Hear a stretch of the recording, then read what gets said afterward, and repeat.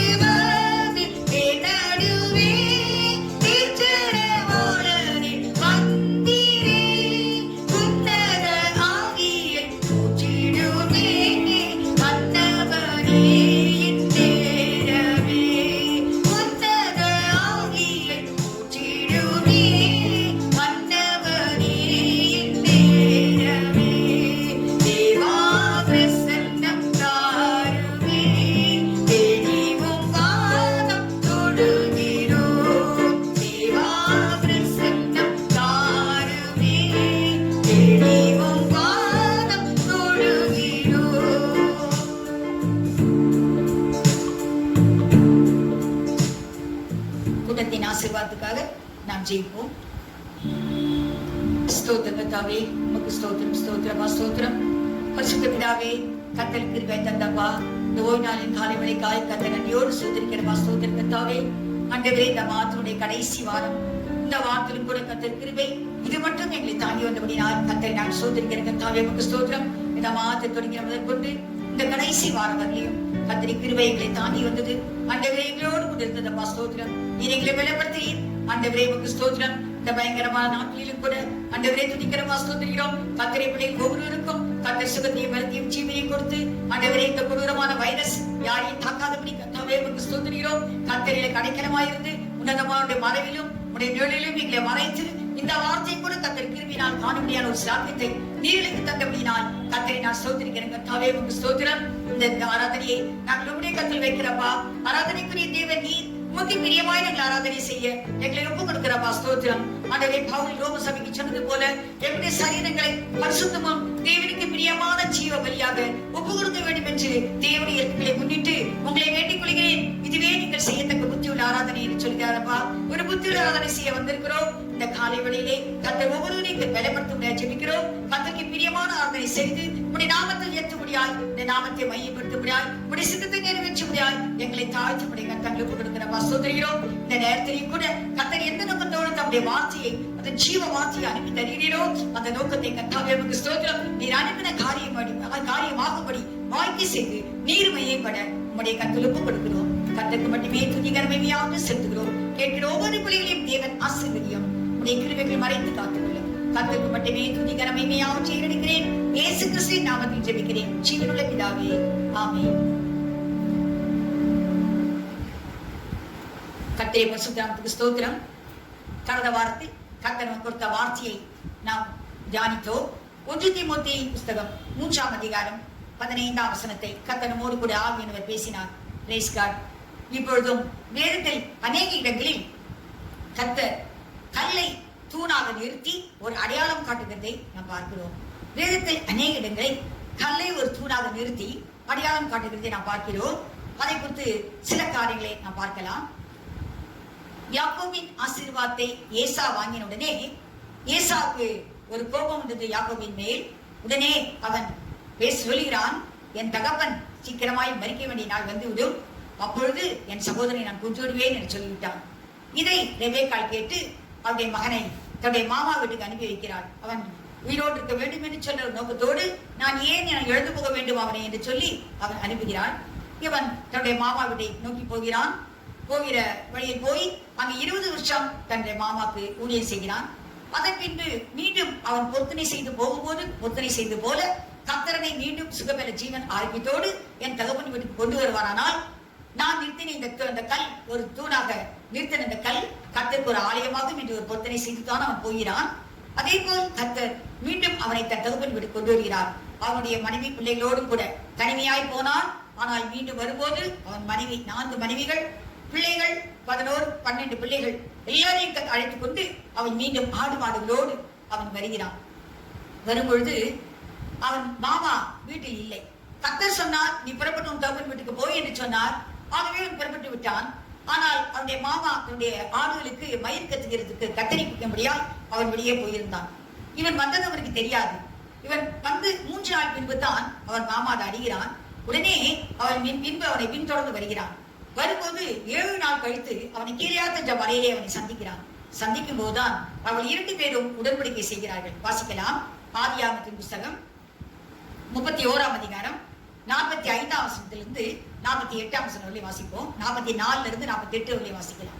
இப்பொழுதும் எனக்கும் உனக்கும் சாட்சியாய் இருக்கும் பொருட்டு நீயும் நானும் உடன்படிக்கை பண்ணிக்கொள்ள கடவோம் என்றான். அப்பொழுது யாக்கோபு ஒரு கல்லை எடுத்து அதை தூணாக நிறுத்தினான். பின்னும் யாக்கோபு தன் சகோதரரை பார்த்து, கற்களை குவியலாக சேருங்கள் என்றான். அவர்கள் கற்களை எடுத்துக் கொண்டு வந்து ஒரு குவியலாக்கி அந்த குவியலின் மேல் போஜனம் பண்ணினார்கள். லாபான் அதற்கு ஜெகர்சகஸ் தூதா என்று பெயரிட்டான். யாக்கோபு அதற்கு கலையத் என்று பெயரிட்டான். இந்த குவியல் இன்று எனக்கும் உனக்கும் சாட்சி என்று லாபான் சொன்னபடியினாலே அதன் பேர் கலையத் எனப்பட்டது. பாருங்க, ஒரு உடன்படிக்கை செய்து கொண்டார்கள். அதற்கு அடையாளம் எது என்றால் அந்த தூண் தான். அப்புறம் கல்லை எடுத்து ஒரு தூணாக நிறுத்தி அதுதான் சாட்சி என்று சொல்லி ஒரு அடையாளமாக வைக்கிறார்கள் என்று சொல்லி நாம் பார்க்கிறோம். அதன் பின்பு 1 சாமுவேலின் புஸ்தகம் 7ஆம் அதிகாரம் 12ஆம் வசனத்தில் ஒரு சம்பவத்தை நாம் பார்க்கிறோம். இஸ்ரேல் மக்கள் கர்த்தருக்கு விரோதமாய் பாவம் செய்தார்கள், விக்கிராராதனை செய்கிறார்கள். உடனே கர்த்தர் அவர்களை பெலிஸ்தரின் கையில் ஒப்பு கொடுத்து விட்டார். உடனே பெலிஸ்தர் அவர்களை எதிர்க்கும்படி வருகிறார். அப்பொழுது இவர்கள் சாமுவேலிடம் எனக்காக வேண்டிக் கொள்ளுங்கள் என்று சொல்கிறார்கள். உடனே சாமுவேல் 1 வயதான ஆட்டுக்குட்டி எடுத்து அதை பலி செலுத்தி அவர்களுக்காக வேண்டிக் கொண்டான். உடனே பார்த்தீங்கன்னா அந்த பெலிஸ்தியர் அவர்கள் மேல் கர்த்தர் பயங்கரமான இடிமுழக்கத்தை அனுப்பி அவர்களுக்கு ஒரு பயங்கரத்தை கர்த்தர் உண்டாக்கினபடினால் அவர்கள் கலங்கரிக்கப்பட்டு அவர்கள் ஓடி போகிறார்கள். உடனே இஸ்ரவேல் மக்கள் அவர்களை துரத்தினார்கள் என்று பார்க்கிறோம். உடனே சாமுவேல் அந்த இடத்துக்கு மிஸ்பா என்று பெயர் வைத்து இந்த மிஸ்பாவுக்கும் சேனுக்கும் இடையில் ஒரு கல்லை வைத்து அந்த கல்லுக்கு எபெனேசர் என்ற பெயரை வைத்து இம்மட்டும் கர்த்தர் எனக்கு உதவி செய்தார் என்று சொல்லி ஒரு கல்லை சாட்சியாக வைக்கிறார் என்று சொல்லி நாம் பார்க்கிறோம். அதன் பின்பு பெலிஸ்தியர் ஒருபோதும் இஸ்ரேல் மக்களை தாக்கும்படியாய் வரவில்லை என்று நாம் பார்க்கிறோம். அப்படினால் கல்லை வைத்து ஒரு சாட்சி கொடுக்கப்படுகிறது, அங்கு ஒரு அடையாளம் கொடுக்கப்படுகிறது என்று சொல்லி நாம் சில காரியங்களை குறித்து நாம் பார்க்கிறோம். அதே போல் 2 ராஜாக்கள் புஸ்தகத்தில் 18ஆம் அதிகாரம் 18ஆம் வசனத்திலும் அப்சலோம் அவனுக்கு குமாரன் இல்லை, ஆகவே பிள்ளை இல்லாதபடியினால் அவன் உயிரோடு இருந்த நாட்களில் ஒரு கல்லை எடுத்து தன்னுடைய பள்ளத்தாக்கிலே அதை நிறுத்தி வைத்து அதுதான் தன்னுடைய குமாரனுக்கு நினைவாக நிறுத்தி வைத்து அதுக்கு அப்சலோம் என்று பெயரை வைத்தானாம். ஆகவே தன் மனைவி அந்த கல்லை பார்க்கும் போதெல்லாம் அவன் தனக்கு மகன் இல்லை என்பது அவனுக்கு ஒரு உணர்வு வருவோம், அது ஒரு அடையாளமாக நிறுத்தப்பட்டது என்று பார்க்கிறோம். இப்படியாக அந்த கல்லை தூணாக வைத்து ஒரு அடையாளமாக வேதத்தில் அநேக இடங்களில் நாம் எழுதப்பட்டிருக்கிறதை நாம் பார்க்கிறோம். கர்த்தருடைய பரிசுத்தத்திற்கு ஸ்தோத்திரம். ஓசியா ராஜாவாய் இருக்கும் போது அவன் 8 வயதில் ராஜாவாய் விட்டான். அவன் ராஜாவான போது அவன் அந்த மூப்பர்கள் எல்லாம் இஸ்ரவேல் மூப்பர்கள் எல்லாம் வரவழைத்து தேவனுடைய ஆலயத்தில் இருக்கிற அந்த நியாயப்பிரமாண புஸ்தகத்தை தேடி கண்டுபிடித்து அதை வாசித்தானாம். அது மாத்திரமல்ல, அதிலுள்ள கட்டளைகள், கற்பனைகள், பிரமாணங்கள் எல்லாவற்றையும் அவர்கள் கை கொள்ளும்படி அவளுக்கு ஒரு திட்டம் போட்டு அதை முழு இருதயத்தோடு முழு ஆத்மாவோடும் அதை கை கொள்ள வேண்டும் என்று சொல்லி அவன் மூப்பர்கள் அந்த மற்ற தீர்க்கதரிசிகள் எல்லாரையும் அழைத்து தூணருகே நிறுத்தி அவன் அதை சொல்லுகிறான் என்று பார்க்கிறோம். அந்த தூண் என்று சொல்லும் போது அந்த தூண் எப்படி அந்த பில்டிங்கை தாங்குகிறதோ அது போல நாம் இந்த கட்டளைகளுக்கு நாம் கீழ்ப்படிந்து கர்த்தருக்கு அந்த கட்டளை கீழ்ப்படிந்து நாம் அதை தாங்க வேண்டும் அப்படி என்று சொல்லி நம்முடைய வாழ்க்கையில் அது ஒரு சாட்சியம் இருக்க வேண்டும் என்று சொல்லி அவன் தூணருகே நிறுத்தி அதை சொல்லுகிறான் என்று பார்க்கிறோம். இப்படியாக அநேக காரியங்களில் தூண் வேதத்தில் எழுதப்பட்டிருக்கிறது. அதே போல்தான் இங்கு பார்க்கிறோம். 1 தீமோத்தேயு 3:15 கடந்த வாரம் பார்த்தோம். அந்த பவுல் அவருடைய பிரயாணத்தில் வரும்போது அந்த தீமோத்தேயை பார்த்து சொல்கிறார், உத்தமகுமாரனாகிய தீமோத்தேயை பார்த்து சொல்கிறார், ஒருவேளை என்னுடைய பிரயாணம் பிந்தி போகுமானால் நீ சபையில் நடக்க வேண்டிய வழியை, அதாவது விசுவாசங்களை நடத்தக்கூடிய வகையை நீ அறிந்திருக்கிறபடியினால் அதை நீ பார்த்துக்கொள், அதை ஒழுங்காக செய் என்று சொல்லி அதை நினைப்பூட்டுகிறதை நாம் இங்கு பார்க்கிறோம். சபை என்று சொன்னால் என்ன? அது கர்த்தருடைய சரீரம் என்று பார்க்கிறோம். அது அந்த விசுவாசிகளுடைய கூடுகை என்று பார்க்கிறோம். ரட்சிக்கப்பட்ட பிள்ளைகளுடைய கூடுகை தான் அந்த சபை என்று சொல்கிறது. அப்போஸ்தலர் புஸ்தகம் 2ஆம் அதிகாரம் 47ஆம் வசனத்தில் எழுதப்பட்டிருக்கிறது, ரட்சிக்கப்பட்டவர்களை கர்த்தர் அனுதினமும் சபையிலே சேர்த்தார் என்று எழுதப்பட்டிருக்கிறது. அப்படியே அந்த சபையில் இருக்கிற மக்கள் ரட்சிக்கப்பட்ட பிள்ளைகள், அவர்களுடைய கூடுகை தான் சபை. இந்த சபை கர்த்தருடைய ரத்தத்தினாலே வாங்கப்பட்டது, கிரியத்துக்கு கொல்லப்பட்ட ஒரு சபை, சுய ரத்தத்தை சம்பாதித்துக் கொண்ட சபை என்று சொல்லி பவுல் அப்போஸ்தலர் 20ஆம் அதிகாரத்தில் எழுதுகிறார். அப்படியானால் சுயரகத்தை சிந்தி சம்பாதித்துக் கொண்ட கிரியத்துக்கு பெற்றுக் கொண்டதுதான் சபை என்று சொல்கிறது. சபை என்று சொல்கிறது ஒரு சாதாரண காரியம் அல்ல, அது கர்த்தருடைய ஜீவனை கொடுத்து அது சம்பாதித்துக் கொண்டதாகும் அந்த சபை என்று சொல்கிறது. ஆகவே தான் இந்த சபையில் நாம் பார்க்கும்போது விசுவாசிகள் என்று சொல்கிறவர்கள் இந்த சபையை தாங்குகிறவர்களாகவும் அதை சுமக்கிறவர்களாகவும் காணப்பட வேண்டும் சத்தியத்தை. ஏனென்றால் இந்த சபை என்று சொல்கிறது, சபையில் தான் சத்தியம் விதைக்கப்படுகிறது. நாம் அந்த சத்தியத்தை வேற எங்கும் கேட்க முடியாது, சபையில் தான் கேட்க முடியும். ஆகவே இந்த சபை என்று சொல்லுகிறது, அந்த சத்தியத்தை கேட்டு விசுவாசிகள் அதை தாங்குகிற ஒரு தூண்களாகவும் அதை சுமக்கிற அஸ்திபாரமாகவும் இருக்க வேண்டும் என்று சொல்லி நாம் பார்க்கிறோம். பவுல் அப்போஸ்தலன் இதை குறித்து அதிக பக்தி வைராக்கியமா இருக்கிறார். 1 கொரிந்தியர் 2ஆம் அதிகாரம் 2ஆம் வசனத்தில் எழுதப்பட்டிருக்கிறது.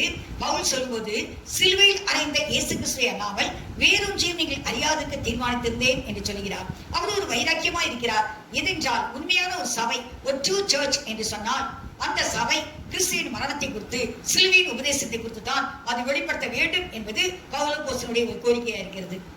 கர்த்தருடைய பரிசுத்த நாமத்துக்கு ஸ்தோத்திரம். உண்மையான சபை என்று சொன்னால் பாடு பாடுகள், கிறிஸ்துவின் பாடுகளை குறித்து வெளிப்படுத்த வேண்டும். அதை ஜனங்கள் அறியும்படியா அதை பிரசங்கிக்க வேண்டும். இதைத்தான் பவுல் சொல்லும் போது 1 கொரிந்தியர் 1:18 எழுதப்பட்டிருக்கிறது. சிலுவையை பற்றி சொல்லப்பட்ட உபதேசம் கெட்டுப்போர்களுக்கு பைத்தியமா இருக்கிறது, ரட்சிப்புடையவர்களுக்கு அது தேவ பலனா இருக்கிறது என்று சொல்லி எழுதப்பட்டிருக்கிறது. கர்த்தருடைய பரிசுத்த நாமத்துக்கு ஸ்தோத்திரம். அப்படினால் இப்படிப்பட்டதுதான் இந்த சபை என்று சொல்லி நாம் பார்க்கிறோம். இந்த சபையில் சத்தியம் காணப்பட வேண்டும். சத்திய வசனம் தான், வசனம் தான் சத்தியம். சத்தியம் என்றால் என்ன? வசனம். யோவான் சுவிசேஷம் 17ஆம் அதிகாரம் 17ஆம் வசனத்தில் எழுதப்பட்டிருக்கிறது, வசனமே சத்தியம் என்று எழுதப்பட்டிருக்கிறது. ஆகவே கர்த்தர் சொன்ன இந்த வார்த்தையின்படி ஒருவன் தன் வாழ்க்கையில் அந்த வசனத்தை அபியாசப்படுத்துகிறான், சத்தியத்தின்படி நடக்கிறவன் என்று சொல்ல முடியும். இதை குறித்து இயேசு கிறிஸ்து சொல்லும் போது மத்தேயு சுவிசேஷம் 7ஆம் அதிகாரம் 24ஆம் வசனத்திலிருந்து 27ஆம் வசனம் வரையும் சொல்லும் போது சொல்கிறார், நான் சொல்லி இந்த வசனத்தின்படி தன் ஜீவியத்தை அதன் மேல் கட்டுகிறவன் தான் கன்மலையின் மேல் தன் வீட்டை கட்டின புத்தியுள்ள மனுஷனுக்கு ஒப்பிடப்படுகிறான் என்று எழுதப்பட்டிருக்கிறது. புத்தியுள்ள மனுஷன் என்ன செய்வான்? கன்மலையாகிய கிறிஸ்துவினுடைய வார்த்தையின் மேல் தன்னுடைய வீட்டை கட்டுகிறான் என்று கர்த்தர் சொல்கிறார். பெருவெள்ளம் வருது, பெரும் மழை வருகிறது, வெள்ளம் வந்து வீட்டின் மேல் மோதுகிறது. ஆனால் அது மேல் மோதினாலும் அது வீழாது, ஏனென்றால் கன்மலையின் மேல் அஸ்திபாரம் போடப்பட்டிருக்கிறது என்று கர்த்தர் சொல்கிறார். அப்படியால் என்ன? பெருவெள்ளம், பெருமழை என்றால் என்ன? சோதனைகள், பாடுகள், கீழே தள்ளக்கூடிய ஒரு சூழ்நிலைகள் வந்தாலும் கூட அந்த வீடு அசையாது. ஏனென்றால் அது கன்மலையின் மேல் அஸ்திபாரம் போடப்பட்டிருக்கிறது. கன்மலையாகிய இயேசு கிறிஸ்துவின் வார்த்தையின் மேல் அஸ்திபாரம் போடப்பட்டிருக்கிறது. அந்த வார்த்தையின்படி தன்னுடைய ஜீவத்தை கட்டி வைத்திருக்கிறான். ஆகவே அந்த வீடு ஒருபோதும் அசையாது என்று சொல்லி கர்த்தர் சொல்கிறார். இதைத்தான் இயேசு கிறிஸ்து சொல்லும் போது சத்தியத்தை அறிவீர்கள், சத்தியம் உங்களை விடுதலையாகும் என்று சொல்கிறார். கர்த்தருடைய பரிசுத்த நாமத்துக்கு ஸ்தோத்திரம். சத்தியத்தை தான் சத்தியம் என்று சொல்கிறது, வசனம் என்று சொன்னேன். இந்த சத்தியம் தான் நம்ம எல்லா பாவங்களிலிருந்தும் விடுதலையாக்கக்கூடியது. இயேசு கிறிஸ்து சொல்லும் போது யோவான் சுவிசேஷம் 15ஆம் அதிகாரம் 7ஆம் வசனத்தில் சொல்கிறார், நீங்கள் என்னிலும் என் வார்த்தைகள் உங்களில் நிலைத்திருந்தால் நீங்கள் கேட்டுக்கொள்வது எதுவோ அது உங்களுக்கு கொடுக்கப்படும் என்று சொல்கிறார். அப்படினால் கர்த்தருடைய வார்த்தை நம்ம நிலைத்திருக்க வேண்டும். அப்பொழுதுதான் நாம் கர்த்தரில் நிலைத்திருக்கிறோம் என்று அர்த்தம். ஆகவே தான் இந்த சங்கீதக்காரத்தை பார்க்கும்போது 119ஆம் சங்கீதம் 11ஆம் வசனத்தில் எழுதப்பட்டிருக்கிறது, நான் உமக்கு விரோதமாக பாவம் செய்யாதபடிக்கு உம்முடைய வாக்கை என் இருதயத்தில் வைத்து வைத்தேன்.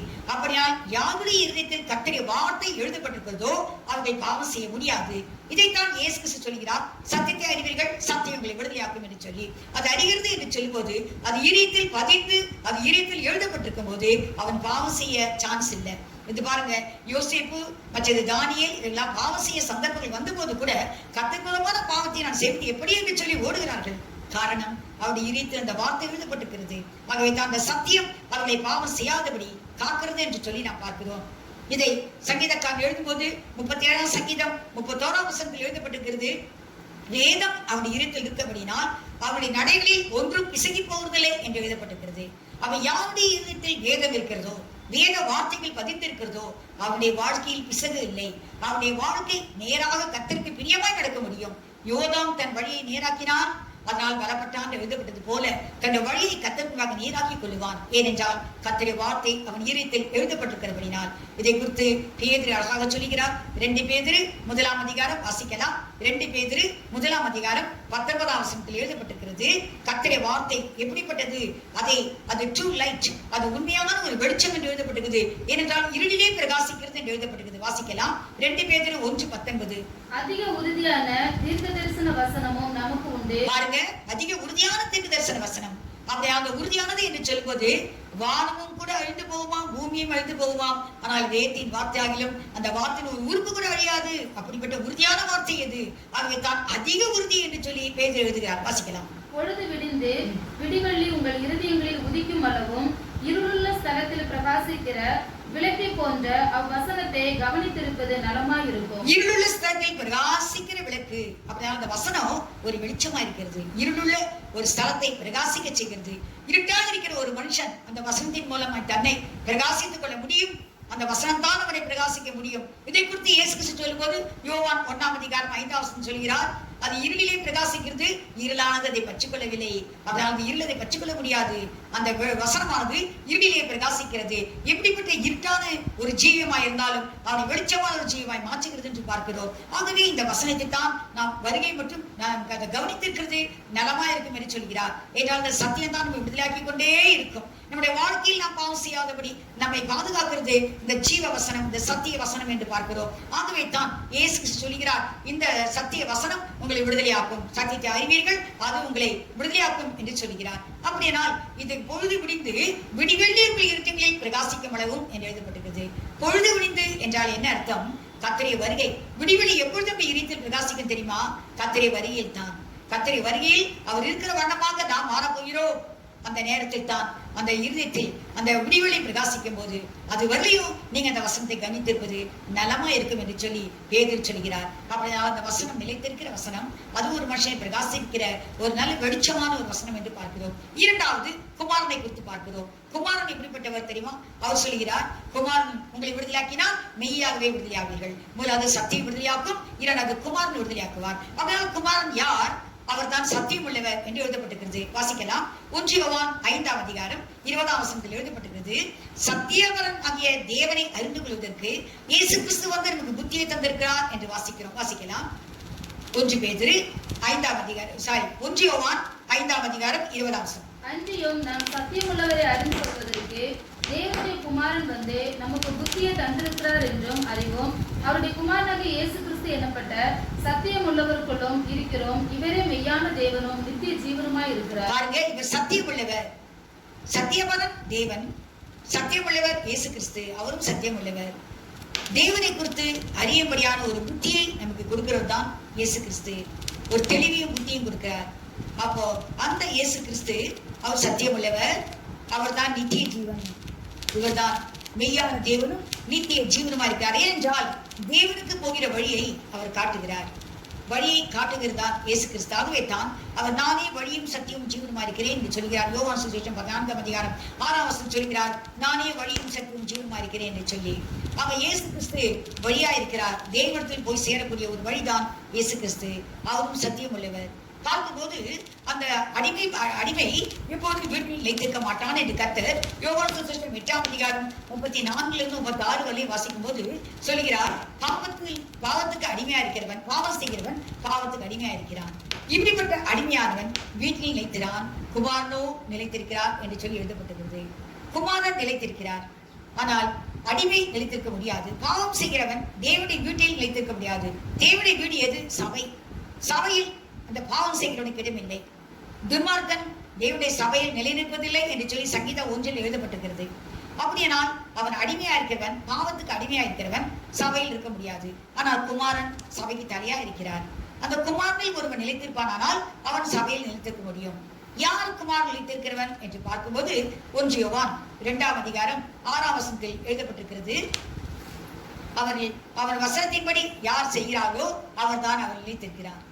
அவர் நிலைத்திருக்கிறேன் என்று சொல்கிறவன் அவருடைய வசனத்தின்படி நடக்க வேண்டும் என்று சொல்லி 1 யோவான் 5ஆம் அதிகாரம் 6ஆம் வசனத்தில் எழுதப்பட்டிருக்கிறது. அப்படியானால் கர்த்தர் இன்று நம்மோடு பேசும்போது குமாரன் உங்களை விடுதலையாக்கினால் மெய்யாகவே விடுதலையாவீர்கள், அவர் விடுதலையாக்குகிறவர். மூன்றாவது பார்க்கும்போது ஆவியானவர் விடுதலையாக்குகிறவர். சத்தியாவி எங்கேயோ இந்த விடுதலை உண்டு என்று எழுதப்பட்டிருக்கிறது. அவர் 2 கொரிந்தியர் 3ஆம் அதிகாரம் 17ஆம் வசனத்தில் எழுதப்பட்டிருக்கிறது, சத்திய ஆவியானவர். அவர் பேர் சத்திய ஆவி. அவர் என்ன செய்வார்? சத்தியத்தில் நடத்துவார். யோவான் சுவிசேஷம் 16ஆம் அதிகாரம் 13ஆம் வசனத்தில் எழுதப்பட்டிருக்கிறது, சத்திய ஆவியாகிய அவர் வரும்போது சகல சத்தியத்தை உங்களை நடத்துவார் என்று எழுதப்பட்டிருக்கிறது. அதே ரோமருக்கு எழுதின நிருபம் 8ஆம் அதிகாரம் 14ஆம் வசனத்தில் எழுதப்பட்டிருக்கிறது, ஒருவன் தேவபுத்திரனாய் இருப்பானால் அவன் ஆவியின்படி நடத்தப்பட வேண்டும் என்று எழுதப்பட்டிருக்கிறது. ஆவியின்படி நடக்கிறவன் தான் தேவனுடைய புத்திரர் என்று சொல்லி அதில் எழுதப்பட்டிருக்கிறது. ஏனென்றால் அந்த ஆவியானவர் விடுதலையாக்குகிறவர். அப்படினால் சத்தியம் விடுதலையாக்கும், குமாரன் விடுதலையாக்குகிறவர், ஆவியானவர் விடுதலையாக்குகிறவர். இவர்களை யார் பெற்றுக் கொண்டிருக்கிறார்களோ, அதில் நிலைத்திருக்கிறார்களோ, கர்த்தர் வார்த்தையில் நிலைத்திருக்கிறார்களோ, அந்த குமாரனில் நிலைத்திருக்கிறார்களோ, அந்த பரிசுத்தாவியை பெற்று அதில் நல்லா இருக்கிறார்களோ, அவர்கள் யார் என்றால் அவர்கள் தான் சத்தியத்தின்படி நடக்கிறவர்கள்.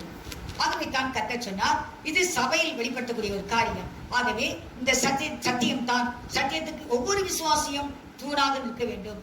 தாங்கக்கூடிய ஒரு தூணாகவும், அஸ்திவாரம் என்றால் அதை சுமக்கக்கூடிய ஒரு அஸ்திவாரமாகவும் இருக்க வேண்டும் என்று பவுல் அப்போஸ்தலன் 1 தீமோத்தேயு 3ஆம் அதிகாரம் 15ஆம் வசனத்தில் எழுதுகிறார்.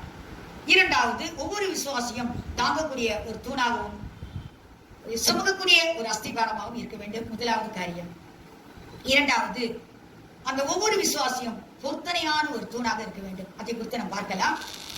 யாக்கோபின் புஸ்தகம். யாக்கோபு அந்த ஏசாவுடைய சகோதரனாகிய யாக்கோபு, அவன் தன்னுடைய மாமா வீட்டுக்கு போகும்போது அவருடைய தாய் அவனை மாமா வீட்டுக்கு அனுப்பி வைக்கிறாள். ஏசா அவன் மேல் வருத்தப்படும் போது அவனை கொன்று போடுவேன் என்று அவன் சொல்லும் போது அவள் பயந்து அவன் மாமா வீட்டுக்கு அனுப்புகிறாள். அவன் போகிற வழியில் இந்த சம்பவம் யாத்திராகவும் ஆதியாகவும் 28ஆம் அதிகாரம் 16ஆம் வசனத்திலிருந்து 22ஆம் வசனத்தை வரையும் எழுதப்பட்டிருக்கிறது. அங்கு அவன் புறப்பட்டு போகிறான். யாக்கோபு புறப்பட்டு போகிறான். போகிற வழியில் அந்த பெயர்சபாவை தாண்டி ஆரானுக்கு போகிற வழியில் சூரியன் அஸ்தமித்து விடுகிறது. உடனே அவன் அங்கு படுக்கைக்கு செல்கிறான். ஒரு கல்லை எடுத்து தன் தலையில் வைத்துக் கொண்டு அவன் படுக்க போகிறான். அங்கு பார்க்கும்போது ஒரு சொப்பனம் பார்க்கிறான். அதில் ஒரு ஏணி இருக்கிறது. அந்த ஏணியினுடைய அந்த உச்சி அந்த வானத்தை தொட்டுக் கொண்டிருக்கிறது என்று பார்க்கிறோம். ஏணி என்றால் யார் தெரியுமா? கிறிஸ்து. கிறிஸ்து தான் ஏணி என்றால் முதல் பரலோகத்துக்கு ஏறினவர் யார் என்றால் கிறிஸ்து. அவர்தான் ஏறினார். இப்போது வாசிக்க போகிறோம். யோவான் எழுதின சுவிசேஷம் 1ஆம் அதிகாரம் 51ஆம் வசனம் வாசிக்கலாம். பின்னும் அவர் அவனை நோக்கி, வானம் திறந்திருக்கிறதையும் தேவதூதர்கள் மனுஷகுமாரிடத்திலிருந்து ஏறுகிறதையும் இறங்குகிறதையும் நீங்கள் இது முதல் காண்பீர்கள் என்று மெய்யாகவே உங்களுக்கு சொல்லுகிறேன் என்றார். பாருங்க, யோவான் சுவிசேஷம் 1ஆம் அதிகாரம் 51ஆம் வசனத்தில் நாத்தான்வேலுக்கு கர்த்தர் சொல்கிறார் இந்த வார்த்தையை குறித்து. அதனால கிறிஸ்துதான் முதல் பரலோகத்துக்கு சென்றவர். ஆகவே அந்த ஏணி என்று சொல்கிறது அதனுடைய நுனிய வானத்தில் இருக்கிறது என்று பார்க்கிற உச்சி அந்த ஏணி என்று சொல்கிறது கிறிஸ்து என்று நாம் பார்க்கிறோம். அந்த ஏணிக்கு மேல் தேவன் நின்று அந்த யாக்கோபோடு கர்த்தர் பேசுகிறார். அவர் என்ன பேசுகிறார்? உன் தகப்பனாகிய ஆபிரகாமுடைய ஈசாக்குக்கும் தேவனாயிருக்கிற நான் தான் தேவன். நீ படுத்திருக்கிற அந்த பூமியை உனக்கும் உன் சந்ததிக்கும் நான் சொந்தமாக கொடுப்பேன். உன் சந்ததி பூமியின் தூளை போல் அதிகமாய் இருக்கும். நீ கிழக்கு மேற்கு வடக்கு தெற்கு எல்லா பக்கங்களையும் நீ பரம்புவாய். அது மாத்திரமல்ல, நீ போய் திரும்பி வரலையோ நான் உன்னோடு கூட இருப்பேன். நான் நீ கைவிடுவதில்லை என்று சொல்லி கர்த்தரோடு பேசுகிறார். நான் உனக்குள் சகல ஜாதிகளும் ஆசீர்வதிக்கப்படும் என்று சொல்லி அவனோடு பேசினார். உடனே அவன் அந்த நித்திரை தெளிந்து எழுந்து பார்க்கிறான். எழுந்து பார்த்து அவன் சொல்கிறான், இது ஒரு பயங்கரமான இடம், இதை நான் அறியவில்லை. ஏனென்றால் இது வானத்தின் வாசல், இது தேவனுடைய வீடு அல்லாமல் வேறே அல்ல என்றால் தேவன் பேசுகிறார். தேவன் எங்கிருந்து பேசுவார்? அவருடைய வீட்டிலிருந்து பேசுவார். ஆகவே இது தேவனுடைய வீடு, இது தேவன் இந்த வார்த்தையினோடு பேசினார் என்று சொல்லி அவன் உடனே அந்த கல்லை எடுத்து அவன் தலையில் வைத்திருந்த கல்லை எடுத்து அங்கு நிறுத்தி ஒரு தூணாக நிறுத்தி அதன் மேல் அவன் எண்ணெய் வார்த்து அதை அபிஷேகம் செய்கிறான் என்று பார்க்கிறோம். அதுக்கு பெத்தேல் என்று பெயர் வைக்கிறான். பெத்தேல் என்றால் தேவனுடைய வீடு என்று அர்த்தம். அதற்கு முன்பாக அந்த இடத்துக்கு லூஸ் என்ற பெயர் இருந்ததாம். லூஸ் என்றால் செப்பரேஷன் என்று அர்த்தம். அப்படினால் ஒவ்வொரு விசுவாசியும் சபையில் இருக்கிற விசுவாசிகள் இன்று செப்பரேஷன் ஆகி இருக்க வேண்டும். செப்பரேஷன் என்றால் உலகத்தை விட்டு பிரிந்திருக்கவளாய் இருக்க வேண்டும். உலகத்தோடு ஐக்கியப்பட்டவளாய் இருக்கக்கூடாது. ஆவிக்குரிய ஜீவித்தில் அவர்கள் உலகத்தில் இருந்தாலும் கூட உலகத்தால் கரைப்படாதபடி தங்களை காத்துக்கொள்ள வேண்டும் என்று சொல்கிறோமே, அதுபோல் உலகத்திலிருந்து அவர்கள் செப்பரேட் பண்ணப்பட்டவளாய் உலகத்திலிருந்து பிரித்திருக்கப்பட்டவளாய் அவர்கள் காணப்பட வேண்டியது ரொம்ப அவசியமான ஒரு காரியம். ஆகவே தான் முதலாவது விசுவாசி அந்த சத்தியத்துக்கு தூணும், அடுத்தது அஸ்திபாரமா இருக்க வேண்டும். சுமக்கக்கூடிய சபையை சுமக்கக்கூடிய ஒரு அஸ்திபாரமா இருக்க வேண்டும். இரண்டாவது அவன் உலகத்திலிருந்து பிரித்திருக்கப்பட்டவனாய் இருக்க வேண்டும், விசுவாசி என்று சொல்கிறவன். நாம் பார்க்கிறோம் இங்கு அந்த கல்லை எடுத்து அவன் ஒரு அபிஷேகம் செய்கிறான், எண்ணெய் ஊற்றி என்று சொல்லி. அவன் பரிசுத்த ஆவியானவர் அவருக்கு ஏற்றபடி அவனை நடத்துகிறவராக இருக்கிறார். ஆகவே ஆவியினருக்கு ஒப்பு கொடுத்து அந்த உலகத்திலிருந்து அவன் பிரித்திருக்கப்பட்டவனாய் காணப்பட வேண்டியது அவசியமாயிருக்கிறது.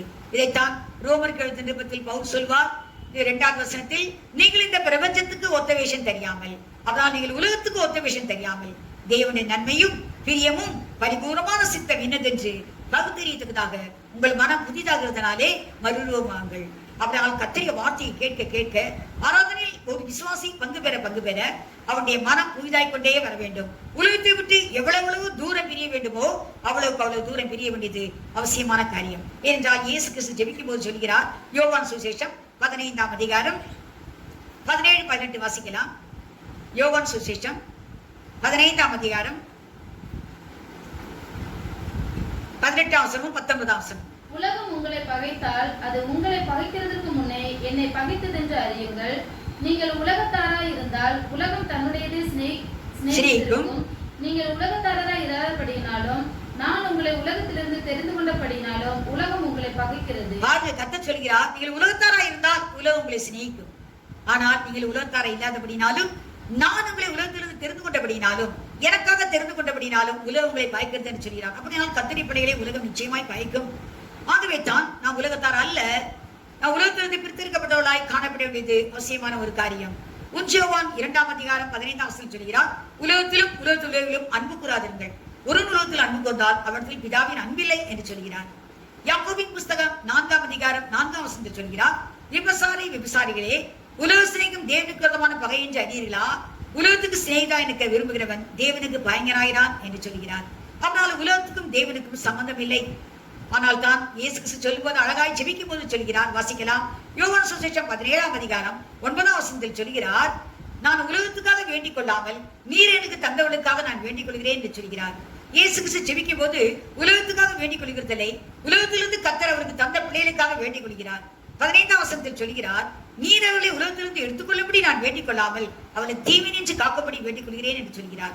அவனால் கர்த்தருடைய பிள்ளைகளை தீமை நின்று காக்க வேண்டும் என்று தேவன் இயேசு கிறிஸ்து அவர்களுக்காக வேண்டிக் கொள்கிறார் என்று சொல்லி பார்க்கிறோம். ஏனென்றால் நான் உலகத்தான் அல்லாதது போல அவர்களும் உலகத்தார் அல்ல என்று சொல்கிறார். நாம் நன்றாக தெரிந்து கொள்ள வேண்டும், கர்த்தருடைய பிள்ளை உலகத்திலிருந்து பிரித்திருக்கப்பட்டவளாய் காணப்படுவது மிக மிக அவசியம். அதுதான் பொருத்தனை என்று இங்கே பார்க்கிறோம். ஏனென்றால் அந்த லூஸ் என்றால் செப்பரேஷன் என்ற அர்த்தம். அவன் அதை செப்பரேட் பண்ணி பெத்தேல் என்று பெயர் வைக்கிறான். அதற்கு தேவனுடைய வீடு. இன்று தேவனுடைய வீடாக தெரிந்து கொள்ளப்பட்ட ஒவ்வொரு விசுவாசிகளும் இன்று உலகத்திலிருந்து பிரித்தெடுக்கப்பட்டவர்களாய் காணப்பட வேண்டியது அவசியமான காரியம். உலகத்துடைய அடிமைத்தனத்திலிருந்து, உலகத்துடைய அசுத்தங்களில் இருந்து அவர்கள் பிரித்தெடுக்கப்பட வேண்டியது மிகவும் அவசியமான காரியம் என்று பார்க்கிறோம். ஆகவே இரண்டாவது நாம் பார்க்கிறது பொருத்தனை தூண். முதலாவது சத்தியத்துக்கு தூண், இரண்டாவது பொருத்தனையின் தூண் என்று சொல்லி நாம் பார்க்கிறோம். இங்கு அவன் பொருத்தனை பண்ணுகிறான், மீண்டும் என்னை கர்த்தர் சமாதானத்தோடு என் தகப்பன் வீட்டுக்கு கொண்டு வருவானால் நான் நிறுத்தின இந்த கல் தேவனுக்கு வீடாகும் என்று சொல்லி, நான் எனக்கு வருகிற எல்லாவற்றிலும் கர்த்தருக்கு தசமபாகம் கொடுப்பேன் என்று சொல்லி முதல் ஒரு பொருத்தனை செய்கிறான் யாக்கோபு. அந்த ஆதியாகமம் 28 அதிகாரம் 16 22 இந்த சம்பவம் எழுதப்பட்டிருக்குது. நீங்கள் வாசித்து பாருங்கள். அப்படினால் யாக்கோபு இன்னைக்கு பொருத்தனை தூண். இன்னைக்கு ஒவ்வொரு விசுவாசியும் ஒரு பொருத்தனையின் தூணாக இருக்க வேண்டும். மூன்றாவது காரியம், யோசுவாவின் புஸ்தகம் 24 அதிகாரம் 24 28 வாசிக்கும் போது அங்கு ஒரு சந்தர்ப்பத்தை பார்க்கிறோம். இஸ்ரவேல் மக்கள் மீண்டும் விக்கிராதனை செய்ய ஆரம்பித்து விட்டார்கள். கடைசியில் யோசுவா 24 அதிகாரத்தில் அப்பொழுது யோசுவா அவளுக்கு புத்தி சொல்கிறான், நீங்கள் கர்த்தரை சேவிக்க வேண்டும், அந்நிய தேவர்களை நீங்கள் சேவிக்க கூடாது என்று சொல்லி அவளுக்கு புத்தி சொல்கிறான். உடனே அவர்கள் சொன்ன வார்த்தையை நான் வாசிக்கலாம். யோசுவாவின் புஸ்தகம் 24 அதிகாரம் 24 வாசிக்கலாம், 28 வரலையும். அப்பொழுது ஜனங்கள் யோசுவாவை நோக்கி, நம்முடைய தேவனாகிய கர்த்தரை சேவித்து அவர் சத்தத்திற்கே கீழ்ப்படிவோம் என்றார்கள். அவர்கள் சொல்கிறார்கள், அங்க தேவனுடைய கர்த்தரை சேவித்து அவருக்கே நாங்கள் கீழ்ப்படிவோம் என்று சொன்னார்களாம். அந்தபடி யோசுவா அந்நாளில் சீகேமிலே ஜனங்களோட உடன்படிக்கை பண்ணி அவர்களுக்கு அதை பிரமாணமும் நியாயமாக ஏற்படுத்தினான். இந்த வார்த்தைகளை யோசுவா தேவனுடைய நியாயப்பிரமாண புஸ்தகத்தில் எழுதி ஒரு பெரிய கல்லை எடுத்து அதை அங்கே கர்த்தருடைய பரிசுத்த ஸ்தலத்தின் அருகில் இருந்த கர்வாலி மரத்தின் கீழ் நாட்டி எல்லா ஜனங்களையும் நோக்கி, இதோ இந்த கல் நமக்குள்ளே சாட்சியா இருக்க கடவுது. கர்த்தர் நம்மோடு சொன்ன எல்லா வார்த்தைகளையும் இது கேட்டது. நீங்கள் உங்கள் தேவனுக்கு விரோதமாக பொய் சொல்லாதபடிக்கு இது உங்களுக்கு சாட்சியா இருக்க கடவுது என்று சொல்லி யோசுவா ஜனங்களை அவரவர் சுதந்திரத்திற்கு அனுப்பிவிட்டார். யோசுவா மரிப்பதற்கு முன்பாக இந்த வேலை செய்கிறார். அவரவர்களை அவர்கள் சொந்தத்துக்கு அனுப்புவதற்கு முன்பாக அவர் அந்த கருவாலி மரத்தின் பசுத்த ஸ்தலத்தில் இருக்கிற ஒரு கருவாலி மரத்தின் கீழ் அந்த கல்லை வைத்து அது ஒரு சாட்சியாக சொல்கிறார். நாம் சொல்லிக் கொண்டதை, நாம் பேசிக்கொண்டது எல்லா காலத்தும் இந்த கல்வி கேட்டுக்கொண்டிருக்குது என்று சொல்கிறார். அது எந்த வார்த்தை, எந்த ஒரு நோக்கத்தை வைத்து அவர் சொல்கிறார் என்றால், லூக்கா எழுதின சுவிசேஷம் 19 அதிகாரம் 40 வசனத்தை வைத்துதான் அவர் சொல்லுகிறார். இயேசு கிறிஸ்து பவனி போகும்போது ஓசனா என்று சொல்லி பிள்ளைகள் மிகவும் சத்தம் போடுகிறார்கள். அப்பொழுது வேதபாரகர் பரிசேயர் அவரை பார்த்து இவளை அடக்க வேண்டும் என்று சொல்லி அவருக்கு கேட்கிறார்கள். அப்பொழுது இயேசு கிறிஸ்து சொல்கிறார், இந்த பிள்ளைகள் பேசாமல் இருந்தால் கல்லுகள் கூப்பிடும் என்று சொல்கிறார். அதனால் அந்த வார்த்தையை வைத்துதான் அங்கு யோசுவா சொல்கிறார், இந்த கல் தான் நமக்கு சாட்சி, இது நாம் பேசுகிற ஒரு வார்த்தையை கேட்டுக்கொண்டிருக்குது என்று சொல்லி. ஏனென்றால் நம்முடைய தேவன் அந்த கல்லை கூட பிள்ளைகளாக்க வல்லவராக இருக்கிறார். அந்த ஒரு விசுவாசத்தை தான் யோசுவா இந்த வார்த்தையை சொல்கிறார் என்று நாம் பார்க்கிறோம். ஆகவே அங்க பார்க்கும்போது அவன் சொல்கிறான், ஒரு சாட்சியின் ஒரு தூண். இது பாருங்க, அந்த தூணை நிறுத்தி இதுதான் நமக்கு சாட்சி என்று சொல்கிறான். அப்படினால மூன்றாவது சாட்சியின் தூண். ஒவ்வொரு விசுவாசியும், சபையில் சேர்க்கப்பட்ட ஒவ்வொரு விசுவாசியும் கர்த்தருக்கு சாட்சியா இருக்க வேண்டியது ரொம்ப அவசியமான காரியம். முதலாவது விசுவாசி சத்தியத்துக்கு தூணாக தாங்க வேண்டும், அஸ்திபாரமாய் சுமக்க வேண்டும் சத்தியத்தை. அவன் சத்தியத்தை படி நடக்க வேண்டும். அதுதான் தூணாக நிற்பதும் அதை அஸ்திபாரமாக தாங்குறதும் சுமக்கிறதும். இரண்டாவது, அவன் ஒரு பொருத்தனையின் தூண், ஒரு செப்பரேஷன். அவருடைய வாழ்க்கையில் உலகத்தை விட்டு பிரித்திருக்கப்பட்ட ஒரு அனுபவம் ஒவ்வொரு விசுவாசிக்கும் அவசியம். உலகத்தோடு அவன் சேர்ந்திருக்க முடியாது. உலகத்தையும் நேசித்து தேவனையும் நேசிக்க முடியாது. உலகத்துக்கு சிநேகிதனாக விரும்புகிறவன் தேவனுக்கு பயங்கராயினான் என்று வேதம் சொல்கிறது. ஆகவே உலகத்தை விட்டு பிரித்தெடுக்கப்பட்டவன் தான் விசுவாசி. அவன் கர்த்தருக்கு பிரியமாய் ஜீவிக்க வேண்டியவன். மூன்றாவது, அவன் சாட்சியின் தூண். அவன் கர்த்தருக்கு சாட்சி சொல்ல வேண்டும். ஏனென்றால் அப்போஸ்தலர் 1:8 போடப்பட்டிருக்கிறது, நீங்கள் பரிசுத்தாவியின் வரும்போது, பரிசுத்தாவியின் வரும்போது நீங்கள் வெள்ளடைந்து நீங்கள் எருசலேமிலும் யூதேயாவிலும் சமாரியாவிலும் உலகம் எங்கும் எனக்கு சாட்சி குறிப்பீர்கள் என்று கர்த்தர் சொன்னார். அப்படினால் இந்த பரிசுத்தாவியினரை பெற்றுக்கொண்ட உடனே நாம் முதலாவது எருசலேம் என்றால் சபையில் சாட்சி, இரண்டாவது சமாரியா, அடுத்தது யூதேயா, அடுத்தது சமாரியா, அடுத்தது உலகம் எங்கும். யூதேயா என்று சொல்லும் போது நாம் வேலை செய்கிற இடங்கள், நாம் போய் வருகிற இடங்கள். அடுத்த சமாரியா என்று சொல்லும்போது நாம் குடியிருக்கிற இடங்கள், அந்த இடங்களில் சாட்சியா இருக்க வேண்டும். அடுத்த உலகம் எங்கும் நாம் சாட்சியா இருக்க வேண்டும். எல்லா புறஜாதிகளுக்கு முன்பாகவும் சாட்சியா இருக்க வேண்டும். நாம் ஒரு தூணாக நிற்க வேண்டும். அதை பார்த்தவர்கள் சொல்ல வேண்டும், இவர்கள் சத்தியத்துக்கு தூண், இவர்கள் சாட்சியின் தூண், இவர்கள் செப்பரேஷனுக்கு தூண் என்று சொல்ல வேண்டும். நம்முடைய வாழ்க்கையில் நாம் அந்த சாட்சி உடையவளாய் காணப்பட வேண்டியது அவசியமான காரியம். பார்க்கும்போது இயேசு கிறிஸ்து உலகத்தில் இருந்த சமயத்தில் ஒரு குருடனை குறித்து நாம் பார்க்கிறோம். யோவான் சுவிசேஷம் 9 ஒரு குருடனை பார்க்கிறோம். அவனை குறித்து சீஷர்கள் கேட்கிறார்கள் இயேசு கிறிஸ்துவிடம், இவன் குருடனாய் பிறந்தது யார் செய்த பாவம்? இவன் செய்த பாவமா இல்லாவிட்டா அவனுடைய பெற்றோர் செய்த பாவமா என்று கேட்டார்கள். அப்பொழுது இயேசு கிறிஸ்து என்ன தெரியுமா சொன்னாரு? அது இவன் செய்த பாவம் அல்ல, இவனை பெற்றோர்கள் செய்த பாவம் அல்ல, ஆனால் தேவனுடைய மகிமை இவனிடத்தில் விளங்குகிறதுக்கு ஏதுவாய்த்தான் இவன் குருடனாய் பிறந்திருக்கிறான். கர்த்தருடைய மகிமை இவனிடத்தில் விளங்கப் போகிறது என்று கர்த்தர் சொன்னார். சொல்லி அவர் இந்த சேற்றை உண்டு பண்ணி, அதை சேற்றை உண்டு பண்ணி அதை அவனுடைய கண்களில் பூசி, நீ போய் சீலோவாம் குளத்திலே கழுவு என்று சொன்னார். சீலோவாம் என்று சொல்லுகிறதுக்கு அன்பப்பட்டவன் என்று அர்த்தமாம். அவன் போய் சீலோவாம் கழுத்திலே கழுவுறான். கழுவி அவன் பார்வையிடனால் திரும்பி வருகிறான். ஏறக்குறைய அவன் 40 வயதுடையவனாய் இருக்கிறான். உடனே அந்த வேத பாரகர் பரிசேயர் எல்லாரும் அவன் குருடனாய் பிறந்தான் என்று அறிந்தபடினால், இவன் குருடனாய் இருந்தானே, இவன் எப்படி இவன் பார்க்கிறான், இவன் கண்கள் எப்படி திறக்கப்பட்டது என்று சொல்லி இயேசு கிறிஸ்து மேல் குற்றச்சாட்டும்படியாய் அவருடைய பெற்றோரிடத்தில் கேட்கிறார்கள், இவன் எப்படி இவன் கண் திறக்கப்பட்டது என்று சொல்லி கேட்டார்கள். அவனுடைய பெற்றோர் அதுக்கு பயந்தார்களாம். சொல்வதற்கு உண்மையான சாட்சியை சொல்ல பயந்தார்களாம். வாசிக்கலாம். யோவான் எழுதின சுவிசேஷம் 9:22-23 வாசிக்கலாம். அவனுடைய தாய் தகப்பன்மார் யூதர்களுக்கு பயந்ததினால் இப்படி சொன்னார்கள், ஏனெனில் இயேசுவே கிறிஸ்து என்று எவனாவது அறிக்கை பண்ணினால் அவனை ஜெப ஆலயத்துக்கு புறம்பாக்க வேண்டும் என்று யூதர்கள் அதற்கு முன்னமே கட்டுப்பாடு செய்திருந்தார்கள். பாருங்க, யூதர்கள் இயேசு கிறிஸ்துவின் சொந்த ஜனங்கள். ஆனால் இயேசுவை கிறிஸ்து என்று எவனாவது அறிக்கை செய்தால், கிறிஸ்து என்றால் அவர் அபிஷேகிக்கப்பட்டவர், கிறிஸ்து என்று எவனாவது அறிக்கை செய்தால் அவனை தேவாலயத்துக்கு புறம்பாக்க வேண்டும் என்று சொல்லி அவர்கள் சொல்லி வைத்திருந்தார்கள். ஆகவே அவனுடைய பெற்றோர்கள் பயந்து போய், அவன் குருடனாய் பிறந்தது எங்கள் உண்மைதான், ஆனால் அவன் வயதுள்ளவனா இருக்கிறான், அவனையே கேளுங்கள், எங்களுக்கு தெரியாது என்று சொல்லிவிட்டார்கள். உடனே அந்த குருடனாய் பிறந்தவனை நோக்கி அவர்கள் கேட்கிறார்கள், நீ குருடனாய் பிறந்தது உண்மைதானே, இப்பொழுது உன் கண் எப்படி திறக்கப்படுது என்று கேட்கிறார்கள்.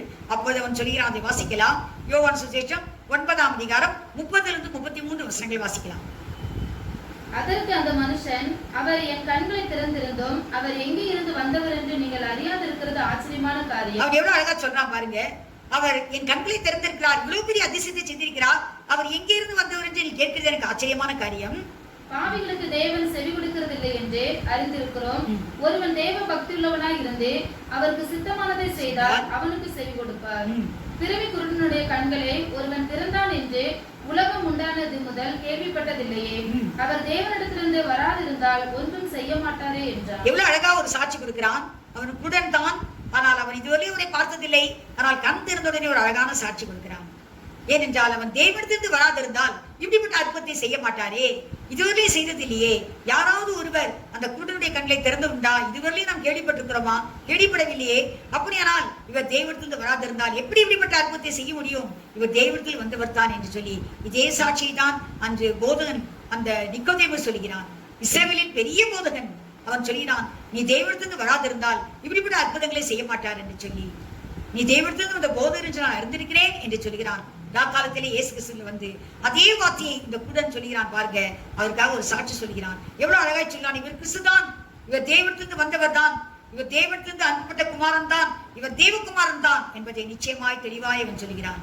அப்படியானால் இன்று நாம் கண்கள் திறக்கப்பட்ட ஒரு விசுவாசிகளாய் சபையில் இருப்போமானால் நிச்சயமாய் கர்த்தரை குறித்து சாட்சி சொல்ல வேண்டியது அவசியமான காரியம். கர்த்தர் நம்முடைய வாழ்க்கையில் செய்த அதிசயங்களை நாம் சாட்சியாக சொல்ல வேண்டியது அவசியமான காரியம். நாம் சாட்சியின் தூணாக நிற்க வேண்டும். பொருத்தனையின் தூண் மாத்திரம் அல்ல, நாம் சாட்சியின் தூணாய் நிற்க வேண்டும். முதலாவது சத்தியத்துக்கு தூணாய் நிற்க வேண்டும், இரண்டாவது பொருத்தனை தூணாக நிற்க வேண்டும், மூணாவது சாட்சியின் தூணாய் நாம் நிற்க வேண்டும். இயேசு கிறிஸ்து அந்த கலிலேயாவுக்கு எதிரே உள்ள அந்த கதரேனருடைய நாட்டுக்கு வந்தாராம்.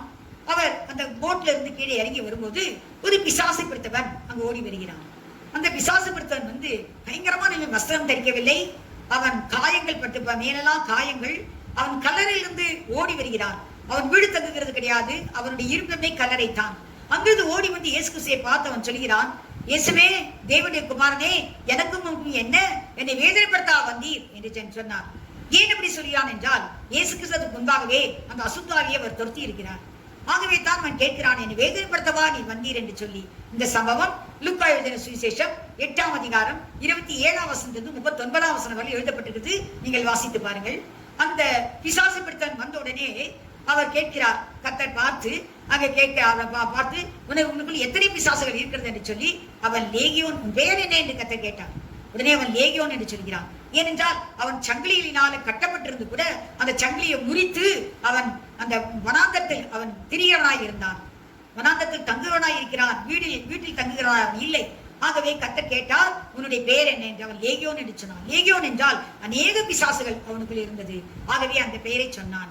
உடனே அந்த பிசாசுகள் அவரை எங்களை துரத்த வேண்டாம் என்று கேட்டுக்கொண்டது. பாதாளத்துக்கு துரத்த வேண்டாம் என்று கேட்டுக்கொண்டது.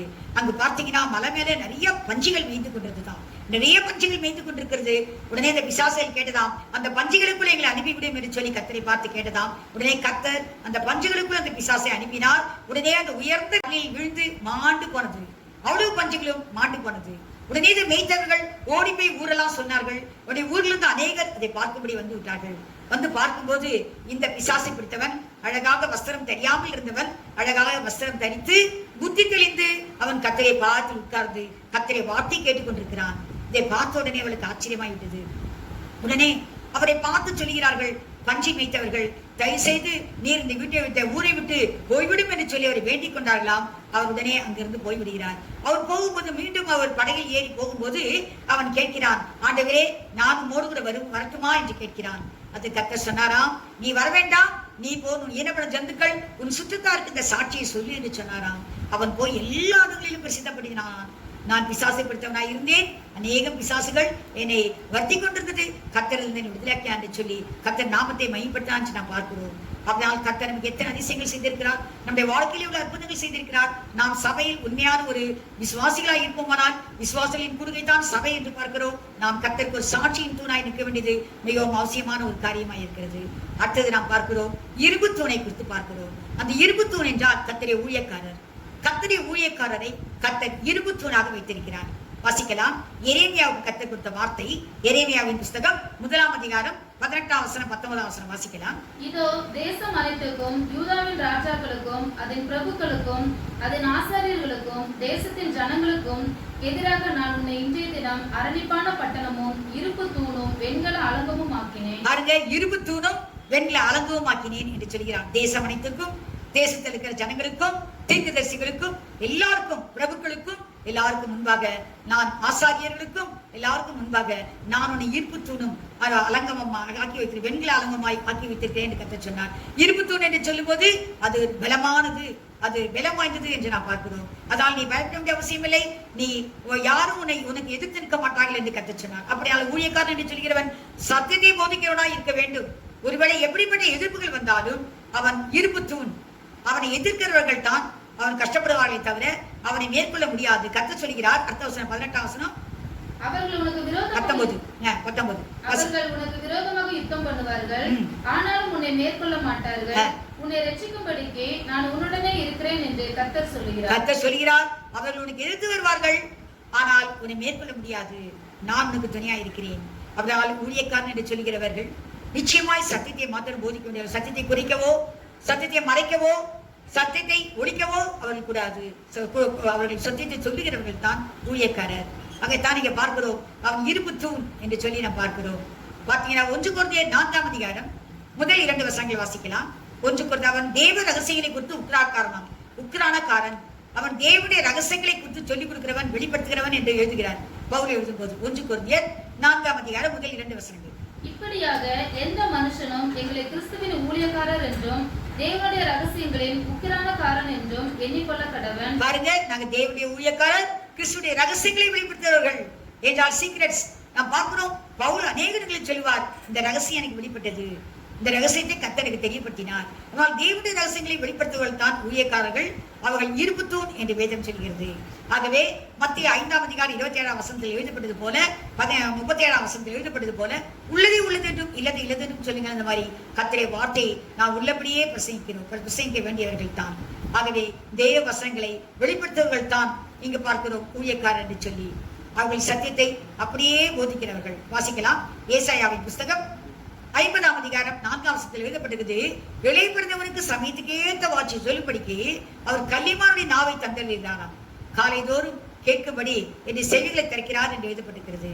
அதனால் கல்லிமானுடைய நாவை கத்தர் கொடுத்து அவருடைய ஊழியக்காரை கத்தர் அபிஷேகம் பண்ணி அந்த அபிஷேகம் அவளை போதித்து அவளை நிறுத்தி வைத்திருக்கிறது. ஆகவே சத்தியத்தை போதிக்கலா இருக்க அப்படினால் அவர்கள் இருப்புத்தூண் என்று வேதம் சொல்லுகிறது. வாசிக்கலாம். ஏசாயாவின் புஸ்தகம் 54ஆம் அதிகாரம் 17, 19 வாசிக்கலாம். ஏசாயாவின் புஸ்தகம்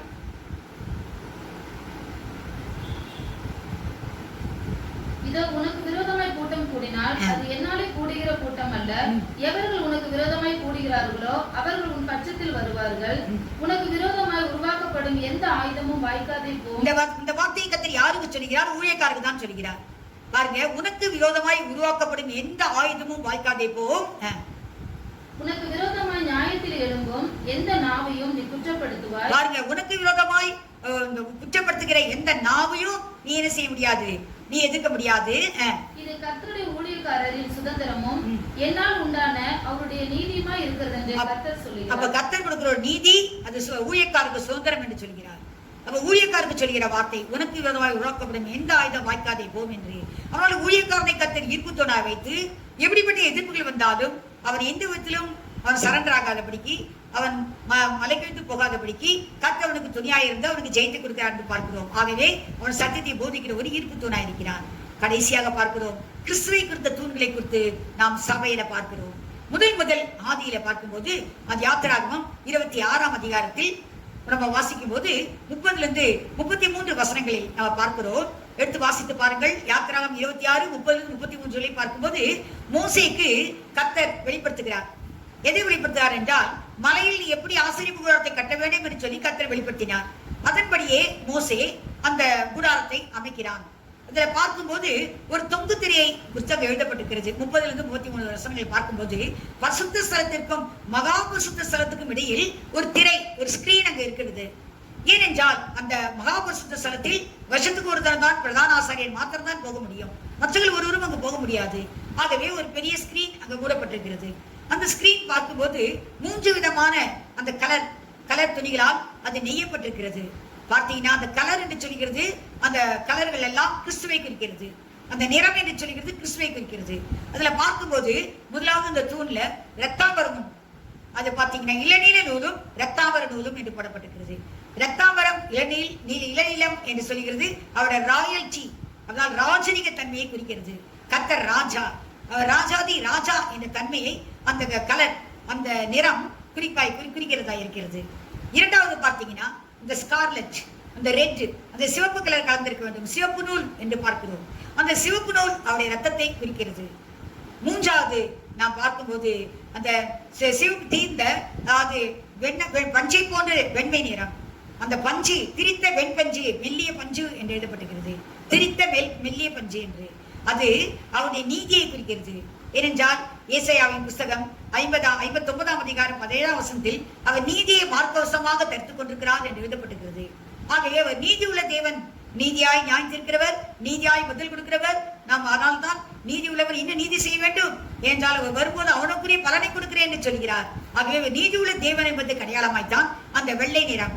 அதனால் அந்த இளநீலமும் அந்த ரத்தாம்பரமும் அவருடைய ராயல்டி தன்மை, ராஜரிக தன்மை, அந்த சிவப்பு அவருடைய ரத்தத்தை குறிக்கிறது. மூன்றாவது அதில் அந்த 2 தேவதூதர்கள், அதாவது கேருபீன்கள் அதுல முத்திருக்கப்பட்டிருக்க வேண்டும். 2 கேருபீன்களை அது வரைந்திருக்க வேண்டும் என்று சொல்கிறார். அந்த 2 கேருபீன்களும் அவருடைய பரிசுத்தத்தை குறிக்கிறது என்று நாம் பார்க்கிறோம். அதுல பார்த்தீர்களானால் அந்த மகாபரிசுத்த ஸ்தலத்துக்கும் அந்த பரிசுத்த ஸ்தலத்துக்கும் இடையில் அந்த திரை 4 தூண்கள் போட்டு அந்த தூண்களில் அந்த திரையை அதை பொருத்த வேண்டுமா? அதுதான் கர்த்தர் காட்டின ஒரு காரியம். அந்த 4 தூண்களும் சித்தி மரத்தினால் செய்யப்பட வேண்டும். அதில் பொன் தகடு போட வேண்டும் என்று எழுதப்பட்டிருக்கிறது. அது யார் என்றால் அது கிறிஸ்துவை தான் குறிக்கிறது அந்த தூண்கள். ஏனென்றால் பிலிப்பியருக்கு எழுதிய நிருபம் 2ஆம் அதிகாரம் 6ஆம் வசனம் 7ஆம் வசனம் வாசிக்கலாம். அவர் தேவனுடைய ரூபமாயிருந்தும் தேவனுக்கு சமமாயிருப்பதை கொள்ளையாடின பொருளாக எண்ணாமல் என்று பார்க்கிறோம். அப்போ தேவனுக்கு சமம் தான் தேவனுடைய குமாரன் என்று சொல்கிறவர். ஆனால் அவர் அந்த தேவன் என்ற அந்த பதவியை கொள்ளையாடின பொருளாக எண்ணவில்லை. அவர் திருட்டுதரமாகவோ தேவையில்லாமல் அதை கொள்ளையாக அதை அவர் கற்றுக் கொள்ளவில்லை. அதுக்கேற்ற பாடுகள் பட்டார். மரண பரியந்தம் அவர் சிலுவையின் பாடுகளை பட்டுத்தான் அந்த ஒரு பதவியை அவர் ஏற்றுக்கொண்டார். இதைத்தான் அவர் வாசிக்கலாம். பிலிப்பியருக்கு நிருபம் 2ஆம் அதிகாரம் 6ஆம் வசனம் 7ஆம் வசனம். அவர் தேவனுடைய ரூபமாய் இருந்தும் தேவனுக்கு சமமாய் இருப்பதை கொள்ளையாடின பொருளாக எண்ணாமல் தம்மை வெறுமையாக்கி அடிமையின் ரூபம் எடுத்து மனுஷர் சாயலானார். தம்மையே வெறுமையாக்கி அவர் தலை சாய்க்க கூட இடமில்லாமல் உலகத்துக்கு வந்தார். இந்த உலகத்துள்ள எல்லாவற்றையும் படைத்த தேவனுக்கு தலை சாய்க்க கூட இடமில்லை. சொல்லுகிறார் அவர், நரிகளுக்கு குழிகளும் ஆகாயத்து பறவைகளுக்கு கூடுகளும் உண்டு, மனுஷகுமானுக்கோ தலை சாய்க்க இடமில்லை என்று சொல்லி.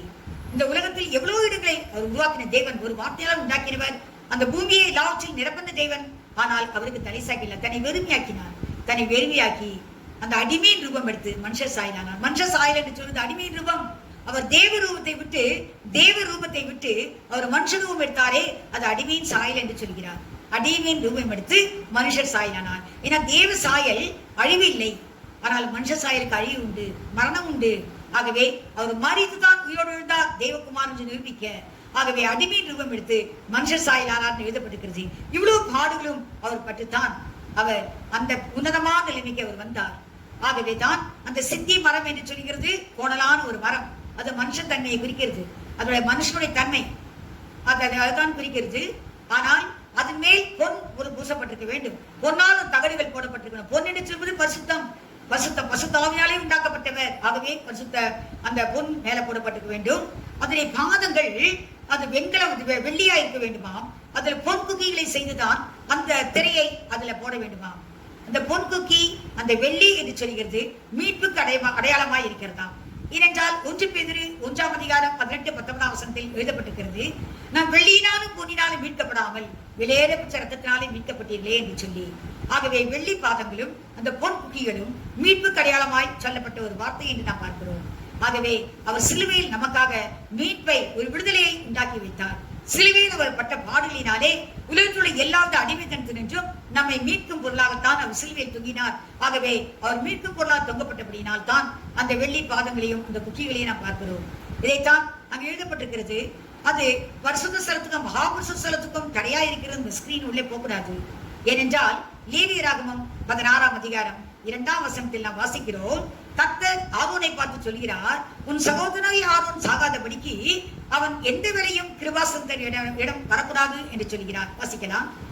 கிருபாசனத்தின் மேல் ஒரு மேகத்தில் நான் காணப்படுவேன், ஆதலால் உன் சகோதரனாகிய ஆரோன் சாகாதபடி பரிசுத்த ஸ்தலத்திலே திரைக்கு உட்புறத்தில் இருக்கிற பெட்டியின் மேலுள்ள கிருபாசன மூடிக்கு முன்பாக சகல வேளையிலும் வரவேண்டாம் என்று அவனுக்கு சொல். பாருங்க, சகல வேளையிலும் வரவேண்டாம் என்று. ஆகவே தான் தடைப்பட்டிருக்கிறது. அந்த ஸ்கிரீனை போட்டு மூடி வைத்திருக்கிறார்கள். பிரதான ஆசாரியன் மட்டும்தான் அந்த மகாபரிசுத்த ஸ்தலத்துக்கு சென்று அவன் தனக்காகவும் ஜனங்களுக்காகவும் பலி செலுத்த வேண்டும். மற்றபடி ஒருவரும் அந்த இடத்துக்கு போக முடியாது, எல்லா வேளையிலும் போக முடியாது என்று பார்க்கிறோம். ஆகவே தான் அங்க அந்த ஸ்கிரீன் போடப்பட்டு மறைக்கப்பட்டிருக்கிறது.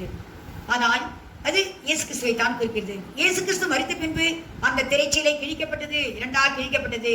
மேல் தொடங்கி கீழ்வரையிலும் இரண்டாக ஆலயத்தின் திரைச்சீலை கிழிக்கப்பட்டது என்று பார்க்கிறோம். இயேசு கிறிஸ்து மரித்த போது இது அவருடைய சரீரமாகிய திரை என்று குறிக்கிறது. திரை என்று சொல்வது அவருடைய சரீரம். அவர் சரீரம் கிழிக்கப்பட்டு அந்த சரீரத்தின் வழியாய்த்தான் நம் தேவனிடத்துக்கு நாம் போகிறோம். அந்த கிருபாசனம் தண்டை போகிறோம். அந்த கிருபாசனம் என்று சொல்வது தேவனுடைய சன்னிதானம், அவர் பேசுகிற இடம். அதே ஒரு மனுஷன் போக வேண்டுமானால் அந்த கிருபாசனத்தை போக வேண்டும். அப்படியானால் இயேசு கிறிஸ்துவின் சரீரம் கிழிக்கப்பட்ட பின்பு தான் நாம் தேவனிடத்தில் போக முடிந்தது. அதுவரையும் தேவனிடத்தில் ஒருவரும் ஒரு காலம் தேவனை கண்டதில்லை, அந்த இடத்துக்கு போக முடியாது. இயேசு கிறிஸ்து தான் தேவனை குறித்து வெளிப்படுத்தி தன்னுடைய சரீரம் கிழிக்கப்படுத்தினாலே ஒரு வழியை உண்டு பண்ணினார். ஆகவேத்தான் நானே வழியும் சத்தியம் ஜீவன் என்று சொன்னார். தேவனிடத்தில் போவதற்கு வழியை ஏற்படுத்தி கொடுத்தார் தன்னுடைய சரீரத்தின் வழியாய். ஆகவே தான் இயேசு கிறிஸ்து அந்த வழி, அந்த ஸ்கிரீன், அந்த திரையாய் இருக்கிறார். அந்த தூண்கள் எல்லாம் அவரை குறிக்கிறது, கிறிஸ்துவை குறிக்கிற ஒரு தூண்களாய் இருக்கிறது. இரண்டாவதாக அதே அதிகாரம் 36-37ஆம் வசனத்தில் பார்க்கும்போது மீண்டும் ஒரு திரையை குறித்து பார்க்கிறோம். அதுவும் அதே போல்தான் இங்கு 5 தூண்கள் என்று எழுதப்பட்டிருக்கிறது. 5 தூண்களுக்கு இருக்க வேண்டும். சிந்தி மரத்தினால் 5 தூண்களை செய்து, அது எது என்றால் அந்த வாசல், ஆசரிப்பு கூடாரத்துடைய வாசல். அந்த வாசல்ல ஒரு ஸ்கிரீன் போட்டு, அந்த ஸ்கிரீன்ல 5 தூண்கள் பண்ணி, அந்த சிந்தி மரத்தினால் அந்த தூண்களை மறைக்கும்படியாய் அந்த ஸ்கிரீன் போடப்பட வேண்டும். அந்த ஸ்கிரீன் அது போலயே அதே சேம் ஸ்கிரீன் தான். என்றால் முதலாவது இளநீலும் இரத்தாம்பரமும். ஏனென்றால் இயேசு கிறிஸ்து ஏற்றும் இன்றும் என்று மாறாதவர். ஆகவே அங்கு இருந்த மாதிரி தான் இங்க அந்த ஸ்கிரீன்ல எந்த மாற்றமும் இல்லை. அந்த ராயல்டி, அடுத்தது பார்த்தீங்கன்னா அவருடைய பிளட், அவருடைய ரத்தம், இந்த சிவப்பு ஸ்கார்லெட். மூன்றாவது பார்த்தோமானால் அந்த திரித்த வெண்பஞ்சு என்று பார்க்கிறோம், அதனுடைய நீதியை குறிக்கிறது. அடுத்தது அந்த ஸ்கிரீன் மூடப்பட்டிருக்கிறது. இது எந்த நேரம் திறந்திருக்கிறது. ஏனென்றால் இதுல எப்போதும் வேணா வரலாம். அந்த இடத்துக்கு கம் நாட் என்று வரவே கூடாது, அது உள்ள வரக்கூடாது அந்த மகாச பரிசுத்த ஸ்தலத்துக்குள். அதனால அந்த ஸ்கிரீன் எப்போதுமே மூடப்பட்டிருக்கும். இந்த ஸ்கிரீன் எப்போதுமே திறக்கப்பட்டிருக்கிறது. இது வழி. இங்க 5 தூண்கள் இருக்கிறது. இதன் வழியாய்த்தான் அந்த பிரதான ஆசாரியர்கள் உள்ளே போய் அந்த பாவனை வித்தி செய்வார்கள் ஜனங்களுக்காக. பார்க்கும்போது அந்த 5 என்று சொல்கிறது நம்பர் ஆஃப் கிரேஸ், கர்த்தருடைய கிருபையை காட்டுகிறதா இருக்கிறது. அந்த 5 என்று சொல்கிறது. முதலாவது, கர்த்தர் நம்மை முன்குறித்ததும் தெரிந்து கொண்டதும் அவருடைய கிருபைத்தான். அது உலகத்துக்கு முன்பாகவே நம்மை முன்குறித்து தெரிந்து கொண்டு அழைத்தது அவருடைய கிருபைத்தான் என்று பார்க்கிறோம். இரண்டாவது, நம்மை ரட்சிப்பை கொடுத்தது அவருடைய கிருபை. இது நம்மால் உண்டானதல்ல, தேவனுடைய ஈவு என்று எழுதப்பட்டிருக்கிறது. கிருபையினாலே விசுவாசை கொண்டு ரட்சிக்கப்பட்டீர்கள். இது உங்களால் உண்டானதல்ல, இது தேவனுடைய ஈவு என்று எழுதப்பட்டிருக்கிறது. ஆகவே நமக்கு ரட்சிப்பை கொடுத்தது தேவனுடைய ஈவு, அதுவும் தேவனுடைய கிருபைத்தான். மூன்றாவது, நம்முடைய ஜீவியத்தில் விளங்குகிற, அன்றாட ஜீவியத்தில் விளங்குகிற தேவ கிருபை. அவருடைய கிருபைத்தான் நிர்மூலமாகாதபடி நம்மை காக்கிறது. நமக்கு வருகிற ஆபத்துகள் விபத்துகளில நமக்கு துணையாக இருக்கிறது, நம்மை காக்கிறது, நம்முடைய தேவையை சந்திக்கிறது. இதெல்லாம் நம்முடைய வாழ்க்கையில், அனுதின வாழ்க்கையில் கர்த்தர் நமக்கு செய்கிற கிருபைகள். மூன்றாவது. நான்காவது, நம்ம பலவீனத்தில் ஒரு விசேஷித்த கிருபையை கொடுக்கிறார். உன் பலவீனத்திலே என் பலன் பூர்ணமாய் விளங்கும் என்று சொல்கிறார். ஒரு பெரிய பலனை கர்த்தர் கொடுக்கிறார் நம்முடைய பலவீனத்தின் மத்தியில். அவருடைய பலன் பூர்ணமாய் விளங்குகிறது. இது 4வது தூணை குறிக்கிறது. 5வது, கர்த்தருடைய வருகையிலே அவர் நம்மை கிருபையின் மேல் கிருபை, மகிமையின் மேல் மகிமை அடைய ஒரு கிருபை கொடுக்கிறார். அதுதான் மறுரூபமான ஒரு சாயல். இந்த மனுஷ சாயலிருந்து ஒரு விண்ணக சாயலை நாம் அணிகிறோம். இது அவருடைய கிருபைத்தான். கடைசி மட்டும் அவர் இந்த கிருபையை காத்து, அவருடைய கிருபை இல்லாமல் நாம் இருக்க முடியாது. ஆகவேதான் அவருடைய கிருபை எப்போதுமே நமக்கு வேண்டும். பவுல் சொல்லும்போது சொல்கிறார், நான் இருக்கிறதே தேவ கிருபை என்று சொல்கிறார். இந்த கிருபையை விட்டு நாம் விலகவே முடியாது. அது 5வது காரியம், அவருடைய கிருபை. இந்த கிருபை நம்மோடு கூட இருந்து நம்மை நடத்தி முடிவில் அவருடைய ராஜ்யத்தில் நம்மை கொண்டு போய் அவருடைய சாயலை மாற்றி நம்முடைய ராஜ்யத்தில் நம்மை சேர்க்கிறது. இதைத்தான் 1 யோவான் 2ஆம் அதிகாரம் 2ஆம் வசனத்தில் பார்க்கிறோம். அவர் வரும்போது அவர் இருக்கிற வண்ணமாகவே அவரை தரிசிப்பதனால் அவருக்கு ஒப்பாயிருப்போம் என்று அறிந்திருக்கிறோம். அவர் மேல் இப்படிப்பட்ட நம்பிக்கை வைத்திருக்கிற எவனும் அவர் சுத்தமுள்ளவரை கொண்டு போல தன்னை சுத்திகரித்துக் கொள்கிறான் என்று எழுதப்பட்டிருக்கிறது. ஆகவே இந்த சுத்திகரித்துக் கொள்ளக்கூடிய கிருபையை கொடுக்கிறது, ஒரு தன்மையை கொடுக்கிறது கர்த்தருடைய கிருபைத்தான். அவருடைய வருகையில் நம்மளுடைய சாயை கொண்டு போய் சேர்க்கிறது. ஆகவே இந்த 5 தூண்களும் இந்த கிருபை. இதில் பார்க்கிறோம் வெண்கல பாதம் என்று பார்க்கிறோம், அதில் வெள்ளி பாதம் என்று பார்த்தோம் அந்த 4 தூண்கள்ல. அதனால்தான் அது மீட்பு என்று பார்த்தோம். இதில் வெண்கல பாதம் என்று பார்க்கிறோம். வெண்கல பாதம் என்றால் நியாய தீர்ப்பை குறிக்கிறது. கர்த்தருடைய பிள்ளைகள் கீழ்ப்படுகிற பிள்ளைகளுக்கு அவருடைய ராஜ்யம், கீழ்ப்படியாதவர்களுக்கு ஒரு நியாய தீர்ப்பு உண்டு. அந்த நியாய தீர்ப்பு தான் வெண்கலம் என்று சொல்லப்பட்டிருக்கிறது. இங்கே நம்ம பொன்புக்கியை பார்க்கிறோம். பொன் என்று சொல்லும்போது பசுத்தை குறிக்கிறது. இப்படியாக கர்த்தரை குறித்த அந்த தூண்களை குறித்து நாம் அந்த யாத்திராகம புத்தகத்தில் அந்த ஆசரிப்பு கூடாரத்தில் பார்க்கிறோம். இன்று நாம் இருக்கிற அந்த ஆலயத்திலும் கூட அந்த தூண்கள் தான். இன்று நாம் முதலாவது சத்தியத்துக்கு தூணும், சத்தியத்தை தாங்குகிற ஒரு அஸ்திபாரமா இருக்க வேண்டும். இரண்டாவது பொருத்தனை தூணா இருக்க வேண்டும். அடுத்தது சாட்சியின் தூணா இருக்க வேண்டும். அடுத்தது ஊழியக்காரர் இரும்பு தூணா இருக்கிறார்கள். அது கர்த்தரை குறித்து நாம் பார்த்தோம். தூண்களை குறித்து ஆலயத்தில் வைக்கப்பட்ட தூண்கள். இன்னும் 2 தூண்களை குறித்து நாம் பார்க்க போகிறோம். கர்த்தருக்கு சித்தமானால் அடுத்த வாரத்தில் அதை மீண்டும் நாம் சந்திக்கலாம். அதை மீண்டும் தொடர்ந்து நாம் பார்க்கலாம். கர்த்தர் நமக்கு கிருபை செய்வாராக. கடைசியாய் நான் ஒரு பாடலை பாடி நாம் முடிக்கலாம். பாட்டு புத்தகத்தில் 228வது பாட்டு. கர்த்தர் பெரியவர், அவர் நம்ம தேவனுடைய நகரத்திலே பசுத்த பருவத்திலே மிக துதிக்கப்படத்தக்கவர்.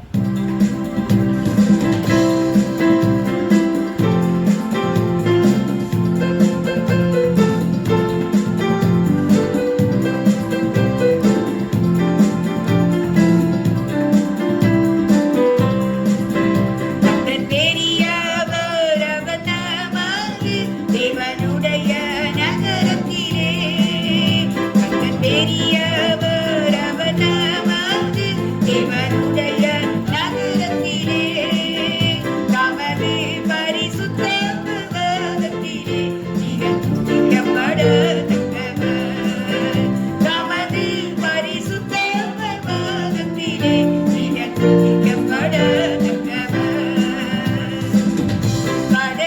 திசையிலுள்ள சீயோன் பர்வதம் வடிவமான ஸ்தானமே. வடதிசையிலுள்ள சீயோன் பர்வதம் வடிவமான ஸ்தானமே. சர்வபூமியின் மகிழ்ச்சியாயிருக்கிறது அது மகாராஜாவின் நகரம். சர்வபூமியின் மகிழ்ச்சியாயிருக்கிறது அது மகாராஜாவின் நகரம். பெரியவர் அவர் நமது தேவனுடைய நகரத்திலே தமது பரிசுத்த பர்வதத்திலே துதிக்கப்படத்தக்கவர். தமது பரிசுத்த பர்வதத்திலே துதிக்கப்படத்தக்கவர். தேவனே உமது ஆலயம் நடுவே உம் கிருபையை சிந்திக்கிறோம். தேவனே உமது ஆலயம் நடுவே உம் கிருபையை சிந்திக்கிறோம். பூமியின் கடையாந்திட பரியந்தமும் உம் புகழ்ச்சியும் விளக்கிடுதே. பூமியின் கடையாந்திட பரியந்தமும் உம் புகழ்ச்சியும் விளக்கிடுதே. பெரியவர் அவர் நமது தேவனுடைய நகரத்திலே தமது பரிசுத்த பர்வதத்திலே துதிக்கப்படத்தக்கவர். தமது பரிசுத்த பர்வதத்திலே துதிக்கப்படத்தக்கவர். அதன் அரமனையில் தேவன் உயர்ந்தவராய் அடைக்கலமாக அறியப்பட்டார். அதன் அரமனையில் தேவன் உயர்ந்தவராய் அடைக்கலமாக அறியப்பட்டார். இதோ ராஜாக்கள் ஏகமாய் கடந்து வந்து அதை கண்டு விரைந்தோடினர். இதோ ராஜாக்கள் ஏகமாய் கடந்து வந்து அதை கண்டு விரைந்தோடினர். கர்த்தர் பெரியவர் அவர் நமது தேவனுடைய நகரத்திலே தமது பரிசுத்த பர்வதத்திலே துதிக்கப்படத்தக்கவர்.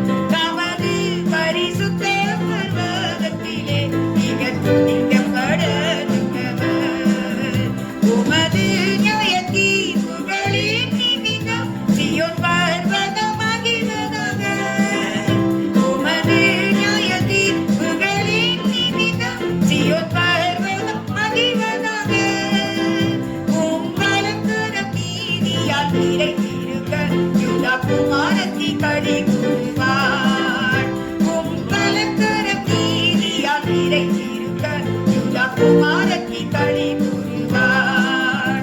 கர்த்தர் பெரியவர் அவர் நமது தேவனுடைய நகரத்திலே தமது பரிசுத்த பர்வதத்திலே துதிக்கப்படத்தக்கவர். தமது பரிசுத்த பர்வதத்திலே துதிக்கப்படத்தக்கவர். இந்த இயேசு தேவன் என்றென்று உள்ள சதா காலமும் நமது தேவன். இந்த இயேசு தேவன் என்றென்று உள்ள சதா காலமும் நமது தேவன். மரண பரியந்தம் நம்மை நடத்திடுவார். நித்திய மகிமையில் சேர்த்திடுவார். மரண பரியந்தம் நம்மை நடத்திடுவார். நித்திய மகிமையில் சேர்த்திடுவார்.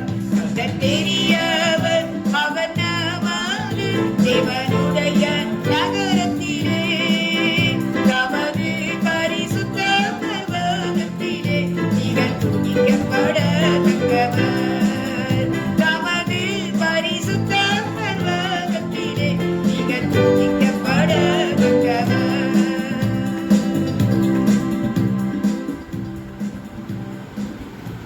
ஆராதனைக்கு முடிவாக நாம் ஜெபிக்கலாம். ஸ்தோத்திரம் கர்த்தாவே, உமக்கு ஸ்தோத்திரம் ஸ்தோத்திரம் ஸ்தோத்திரப்பா. கர்த்தர் நமக்கு தந்த ஜீவ வார்த்தைக்காக நாம் கர்த்தரை ஸ்தோத்திரிப்போம். நாம் சபையில் தான் நாம் எப்படி நாம் வாழ வேண்டும் என்பதை குறித்து கர்த்தர் நமக்கு போதிக்கிறார். எல்லாரும் விசுவாசத்திலும் அறிவிலும் ஒருமைப்பட்டு கிறிஸ்துவின் நிறைவான வளர்ச்சிக்கு தகுதியான ஒரு பக்குவத்தை அடையப்படுவதற்காகத்தான் சபை வைக்கப்பட்டிருக்கிறது. ஆகவே விசுவாசிகள் என்று சொல்கிறேன்னா இப்படி கேட்டது போல நாம் சத்தியத்தை தாங்குகிற தூண்களாகவும் அஸ்திபாரத்தை போல் அதை சபையை நம்ம சுமக்கிற ஒரு அஸ்திபாரமாகவும் நாம் இருக்க வேண்டும். அது மாத்திரமல்ல, நாம் பொறுத்தை தூணாக உலகத்தை வெறுக்கிறவர்களாக, உலகத்துக்கு நாம் உலகத்தை அனுபவிக்கிறவர்களா அல்ல, உலகத்தை வெறுத்து கர்த்தரை பிரியப்படுத்துவதாய் காணப்பட வேண்டிய அவசியமான ஒரு காரியம். மூன்றாவதாக, நாம் சத்தியத்துக்கு ஒரு சாட்சியாக இருக்க வேண்டும். அடுத்தது, நாம் கர்த்தரை ஆலயத்திலே நிம்மதியுள்ள காரியங்கள் நாம் பார்க்க போகிறோம். கர்த்தர் இப்படியாக நம்மை நடத்தும்படியால் நாம் கர்த்தரை கையில் நம்மை ஒப்பு கொடுப்போம். நான் கேட்ட சத்தியத்துக்கு உண்மையா இருக்க முடியாது. கர்த்தருடைய ஆவியானவர் நம்மை பலப்படுத்த, நம்மளை வழிநடத்த நம்மை அவருடைய கர்த்தருக்கு ஒப்பு கொடுப்போம். பரிசுத்த பிதாவே, கர்த்தர் கொடுத்த அந்த காலை விளைக்காய் கர்த்தரை நான் சோதரிக்கிறப்பா. உமக்கு முன்பாக நாங்கள் எங்களை நிறுத்தி நாங்கள் நோக்க முடியாது இந்த வேலையை கர்த்தரை கொடுக்க முடியினால் கர்த்தரை நான் ஸ்தோத்திரிக்கிற கர்த்தாவே, உமக்கு ஸ்தோத்திரம்.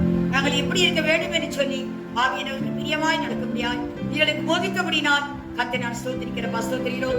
ஆவியானவர் சபைகளுக்கு சொல்லுவதை காதிலும் கேட்கிறவன் என்று எழுதப்பட்ட வார்த்தையின்படி இந்த வேளையில கூட ஆவியானவர் ஆண்டவரே ஸ்தோத்திரம், சபையாக எங்களுக்கு நாங்கள் தான் சபை, நாங்கள் தான் விசுவாசிகளை கூடியத்தான் சபை என்று பார்த்த கர்த்தாவே, ஆண்டவரே விசுவாசிகளாகி நாங்கள் கர்த்தருக்கு பிரியமாய் எப்படி இருக்க வேண்டும் என்பதை கர்த்தருடைய ஆவியானவர் கவனில் போதித்தேன்.